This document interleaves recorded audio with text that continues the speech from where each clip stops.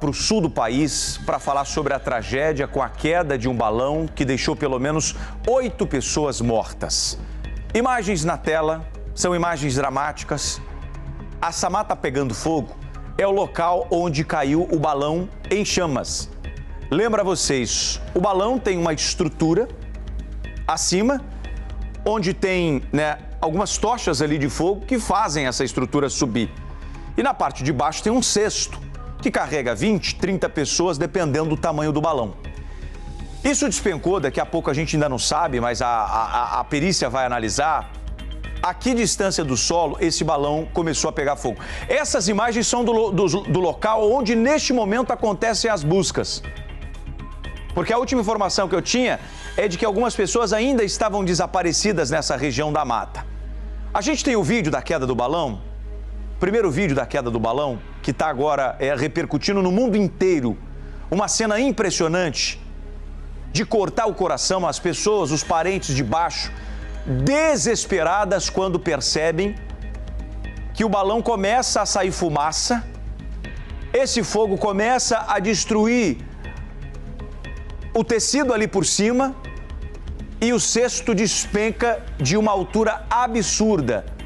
Quem viu essa imagem não acredita que tenha havido sobreviventes. Mas por um milagre, o Marcelo Chemali vai trazer essa atualização para a gente. Algumas pessoas conseguiram sobreviver, é isso, Marcelo? Exatamente, Darlison. Pelo menos 13 pessoas foram resgatadas com vida. As buscas seguem ainda lá na região da Praia Grande, o município do litoral sul catarinense. Mas dessa imagem que nós mostramos aí, Darlison, dá para a gente fazer um cálculo aproximado de em torno de 200 metros de altura, o momento em que o balão, o cesto, acaba caindo, perdendo uma altitude de forma muito brusca. Segundo a Polícia Civil lá de Santa Catarina, que já abriu inquérito para investigar as causas desse acidente, que até o momento deixou 8 pessoas mortas, Darlison, o piloto avisou que o equipamento estava com problemas, que começava ali a perder altitude de forma mais intensa. Quando ele se aproximou do solo, ainda numa área mais urbana, muitas pessoas pularam do balão, pularam do cesto, inclusive o piloto. O que aconteceu depois disso, Darlison? Claro, algumas pessoas se feriram ali, numa altura aí mínima de 5, 7 metros, acabaram machucando pernas, enfim, e foi aquele desespero para se salvar. O que aconteceu depois? As pessoas que ficaram no cesto, que não conseguiram saltar, o balão acabou subindo mais uma vez, justamente por ter ficado mais leve esse cesto. Isso informações aí da Polícia Civil, e é essa imagem que a gente reproduz, Darlison, do balão depois aí com algumas pessoas, em torno de 8 pessoas, 8 a 10 pessoas lá no alto. Aí o fogo começa realmente a tomar conta dessa estrutura, um balão de ar quente, que é inflado justamente por conta desse ar, que é levado aí por um equipamento, que leva o fogo para dentro do balão, mas ele produz o ar que faz o balão subir cada vez mais. Isso já não acontecia. Então, quando a estrutura começou realmente a pegar fogo e a despencar, Darlison, é uma imagem desesperadora. Foi quando ele se afastou da área urbana e foi para uma região de mata, que é justamente onde essas buscas acontecem nesse momento. A nossa produção aqui em Porto Alegre, Darlison, conversou com o delegado regional lá da Polícia Civil de Santa Catarina, delegado Ulisses Gabriel, que já garantiu que a perícia atua já, o inquérito está aberto, o piloto vai ser ouvido já ainda na tarde deste sábado, foi ouvido de forma informal, aparentemente, o piloto desse balão. E a partir daí, a lista dos passageiros, 21 pessoas estavam nesse cesto desse balão.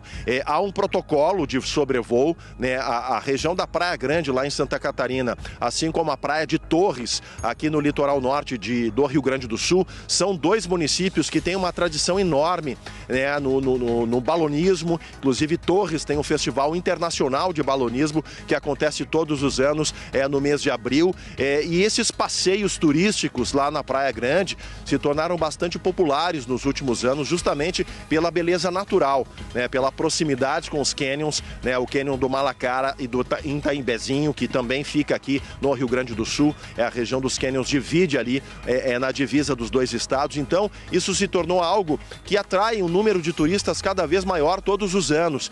E esse setor, evidentemente, vai sofrer algum impacto, né? A cidade de Praia Grande está consternada, a população toda. O governo de Santa Catarina também emitiu nota de pesar, está dando aí apoio ao máximo que se possibilita nesse momento. O governador aqui do Rio Grande do Sul, Darlison, Eduardo Leite, colocou todas as forças de segurança aqui do nosso estado à disposição do governo de Santa Catarina, do município da Praia Grande, mas o momento agora é de socorro às vítimas, atualizar o estado de saúde dessas pessoas que sim sobreviveram. Temos aí o número de 13 sobreviventes nesse momento, mas o inquérito precisa ser aberto. Saber se o balão estava em condições, se o vento era um vento adequado para fazer o sobrevoo hoje.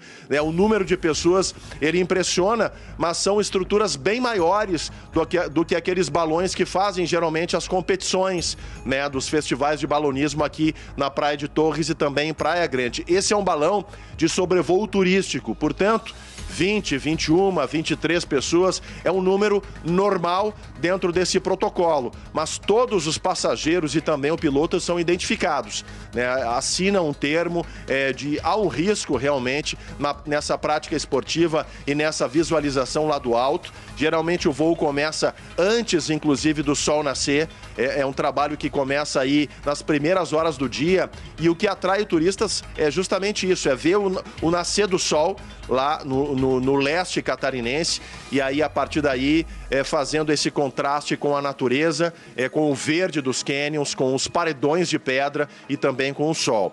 Muito triste essa situação que aconteceu por lá. É a segunda queda de balão que acontece em poucos dias aqui do nosso país, né? Então a gente segue monitorando junto com as autoridades lá, nossa produção e especialmente os colegas da SCC, do SBT de Santa Catarina, que seguem em deslocamento para atualizar em loco o que está acontecendo aí por parte das equipes dos socorristas. A qualquer momento, a qualquer situação, a gente volta com mais informações sobre esse caso lá no litoral sul de Santa Catarina, Darlison. Recebo a informação de que a equipe já está chegando, está a poucos quilômetros, inclusive do local onde acontecem as buscas. O Palumbo, Marcelo falou sobre o inquérito policial que vai ser aberto. Claro que neste momento a prioridade é cuidar dos feridos, né, retirar os corpos, entregar para as famílias, realizar velório e enterro. Mas agora, em termos de inquérito policial, o que o delegado faz, quem é ouvido e quem é punido numa situação como essa? A Força Aérea Brasileira, através do CENIPA, que investiga esses crimes não, né? Esses acidentes que acontecem com aviões, balões, helicópteros, também vai atuar. Aliás, a responsabilidade deles é deles, inclusive. E o delegado também instaura um inquérito policial para ver se houve algum tipo de negligência, imperícia ou imprudência. E aí pode ser, sim, configurado um crime de homicídio culposo, Darcy. Mas isso depende das investigações para saber se houve ou não falha humana. O Marcelo